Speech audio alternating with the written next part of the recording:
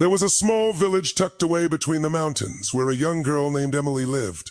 Her house was made of wood and stone, and her world was simple, quiet mornings, green hills, and the gentle hum of the wind.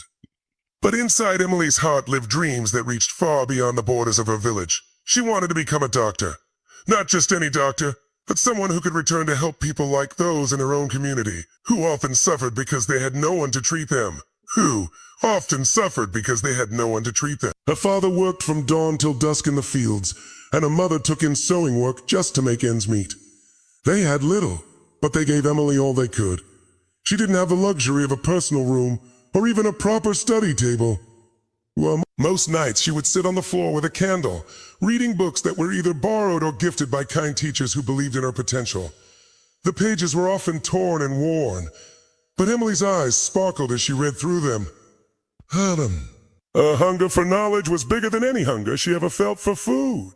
While other children went to sleep after dinner, Emily stayed awake, reading the same paragraphs over and over until they settled in her memory. She knew that dreams weren't just things people talked about. They were things that required effort, time, and above all, patience. The harder life became, the more she reminded herself why she started.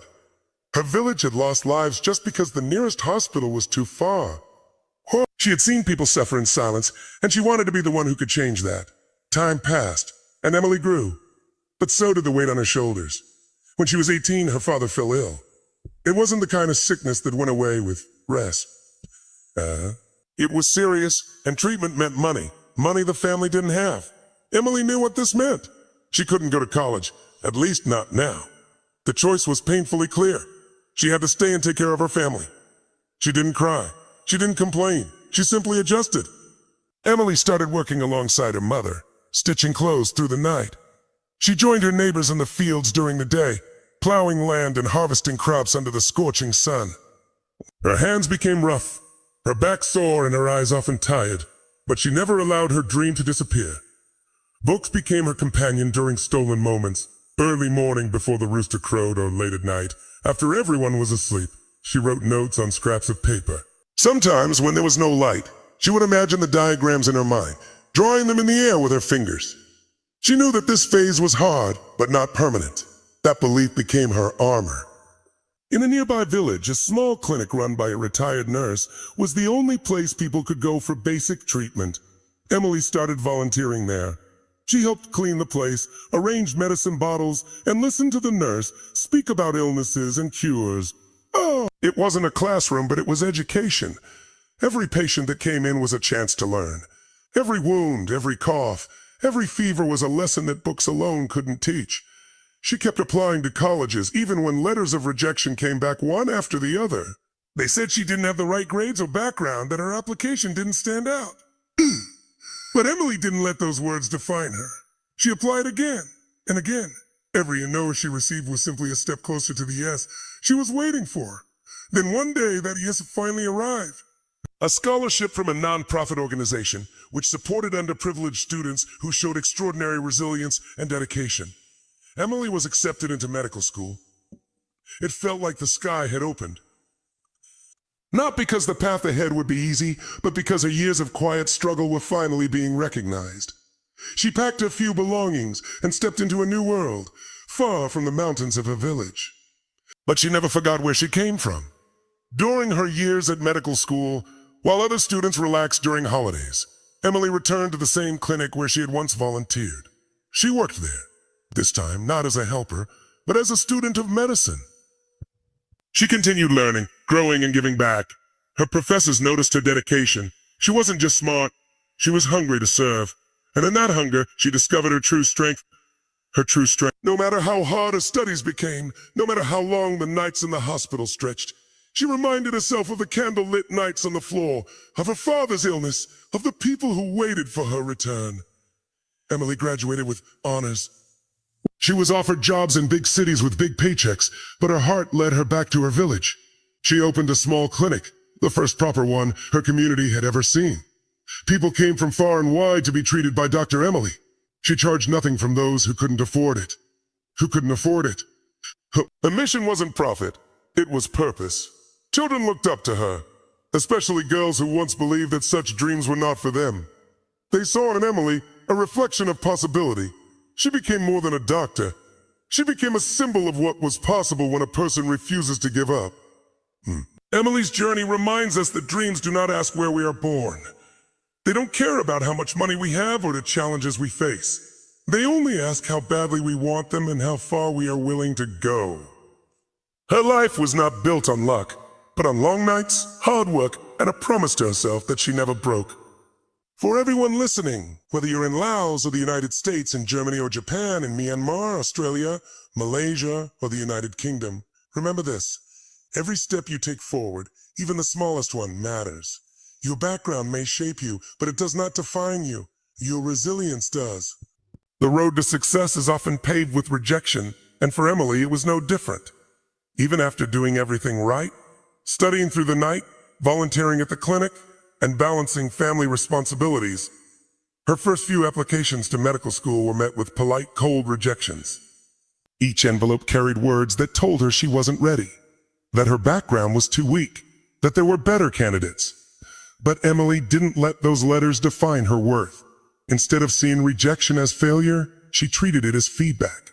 She reread every line of those letters, not with sadness, but with the eyes of a learner. What can I improve? She asked herself. Where can I do better? She edited her applications, sharpened her story, and added every new skill and experience she gained from the clinic and her volunteer work. With each attempt, her applications became stronger, more detailed, more honest. Her mother would sometimes see her late at night, sitting quietly at the table, reading through another rejection letter. "You should rest," her mother would say. But Emily would smile gently and reply, "A rest will come after I get in." She kept pushing forward. She applied to every scholarship and program that supported determined students, even when others told her to be realistic, to maybe consider something easier or closer to home. She held her ground. She held her ground. She knew her dream was possible, not because it was easy, but because she refused to give up on it. It was a cold morning when she received an email from a foundation that funded students from rural areas who had shown extraordinary resilience. As she read the message, tears welled up in her eyes. The words were clear and kind. "We believe in your potential. Welcome to the program." The moment felt surreal. After years of being told no, someone finally said yes. And that yes opened the door she had been knocking on for so long. It wasn't just a scholarship. It was a sign that someone somewhere had seen her heart, her effort, journey, and decided it was worth supporting. The organization not only paid for her tuition, but also helped her move to the city where the medical school was. They gave her a mentor, someone who had once been in her shoes. Emily didn't take this help lightly. Every lecture she attended, every exam she passed, every lab she worked in, she did it with a sense of gratitude and responsibility. She was not just learning for herself. She was learning for everyone who had believed in her. Years later, when people praised her for her achievements, Emily always pointed back to that scholarship. Sometimes she would say, all a person needs is for someone to believe in them. But Emily's story didn't stop with her success. As she began her journey as a medical student, she remembered the vow she had made to return to her village and serve. So, during her school breaks, while others went on vacations or visited family, she packed a small bag and traveled back to the village clinic. This time, she wasn't just a helper. She carried books, knowledge, and confidence with her. People in the village began to call her a Dr. Emily, even though she had not yet graduated. She would sit with patients, listen carefully, and explain conditions and medicines in a language they understood. Children who once saw her as just another girl in the village now saw her as hope in human form. One day, a little girl named Grace asked her, "Can I be like you when I grow up?" Emily bent down, smiled, and said, "You can be even more." When she finally did become a doctor, she didn't apply for positions in big hospitals or wealthy cities. Instead, she used her savings and the support of her scholarship foundation to build a small but well-equipped clinic in her village. It had clean walls, proper lighting, and enough medicine to help the sick who used to suffer in silence. She treated every patient with care, young or old, rich or poor. Those who couldn't pay were never turned away. She remembered the days when her own father needed treatment they couldn't afford. She never wanted another family to feel that helplessness. Her resilience wasn't just about studying hard or getting into medical school. It was in her commitment to return, to serve, and to uplift. Every decision she made was guided by compassion. She knew that being a doctor was not just about science. It was about kindness, patience, and showing up even when things were hard. There were tough days, of course. Days when the electricity would go out, when patients would arrive in critical condition, when supplies ran low. But Emily never complained. She simply found solutions. She contacted local organizations, reached out to former professors, and even started training young people in the village who were interested in medicine. She turned challenges into opportunities. What amazed everyone was not just her skill as a doctor, but the way she treated people, with warmth, with respect, with a deep understanding of their lives. She hadn't forgotten her roots, and that's what made her different. People from nearby towns started coming to her clinic. News spread about the village doctor who listened more than she spoke, who treated more than she charged, who healed with both hands and heart. Journalists wrote about her, and one national news channel even did a short documentary on her journey. But Emily didn't care about fame. Her joy came from seeing a child smile after recovering from illness, from hearing an elderly patient say, "I feel better, thank you." That was her reward. For Emily, resilience wasn't about being tough. It was about being consistent, being kind, being hopeful even when the road looked dark. She had faced rejection, poverty, illness, and doubt. But none of it could break her. It only made her stronger. Her life became a story told not just in her village, but in schools, in conferences, and in homes where people needed a reminder that no dream is too big and no situation too hard if one chooses not to give up. And for anyone listening now, whether you are in Laos or Germany, in Japan or the United States, in Myanmar, Australia, Malaysia, or the United Kingdom, let Emily's story remind you that resilience is not a superpower.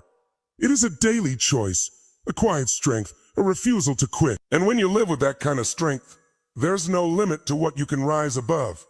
When Emily opened the doors of her clinic in the same village where she was once just a hopeful child with a candle and a dream, something began to change, not just in the people she treated, but in the hearts of those who watched her journey unfold. Girls who had once believed their futures were limited to what was around them started seeing possibilities beyond the hills. They whispered to each other in schoolyards, pointing toward the clinic with eyes full of wonder. "That's Dr. Emily. She's from here, just like us." Emily didn't walk through the village with pride or expectation. She walked with purpose, always stopping to greet neighbors, always smiling, always listening. She didn't just heal sickness. She sparked something deeper. She made the young feel seen and the old feel respected. She made dreams feel reachable. One afternoon, a group of young girls came to her after school. They brought with them a homemade card, decorated with colorful drawings of stethoscopes and hearts. "Is this for you?" one of them said shyly. Emily opened it and read the message. "A thank you for showing us that we can become anything." She knelt down to their level and looked each one in the eye.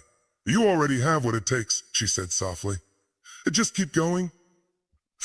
And that was the magic of Emily's presence. Her story didn't just belong to her anymore.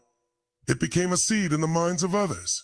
Every patient who left her clinic told someone else not just about the treatment they received, but about the woman who had once studied by candlelight, who had worked in the fields, who had turned every challenge into fuel.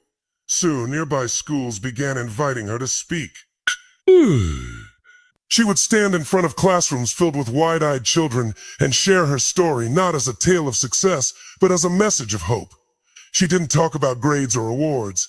She spoke about waking up early, about falling down and getting up again, about helping even when you have little.